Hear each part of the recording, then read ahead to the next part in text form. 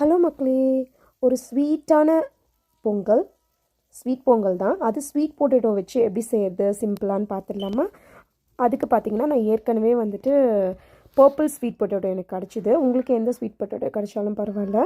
So நம்ம as usual பொங்கலுக்கு என்னென்ன பொருட்கள் தேவைப்படுமோ அது எல்லாத்தையும் முந்திரி, திராட்சை, கீ, அப்புறம் ஸ்வீட்னஸ்க்கு சர்க்கரை இல்லைனா வெல்லம் எடுத்துக்கோங்க.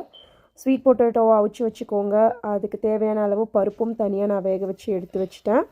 ஸோ இப்போ இது எல்லாத்தையும் அடுப்பில் கீ ஊற்றிட்டு ரைஸின் அப்புறம் முந்திரி பருப்புலாம் போட்டு வறுத்து எடுத்துகிட்டு இந்த பருப்பை ஊற்றிட்டு அந்த பருப்புக்கு மேலே மேஷ் பண்ண பொட்டேட்டோ சேர்த்துட்டு அது கூட தேவையான அளவு ஜாகரி ஆட் பண்ணிவிட்டு திரண்டு வரும்போது அதை எடுத்து நம்ம பவுலில் சர்வ் பண்ண வேண்டியது தான். இந்த ரெசிபி செய்யறதுக்கு நான் அளவுக்கு அதிகமான நெய்யோ சுகரோ ரொம்ப ஆட் பண்ணல.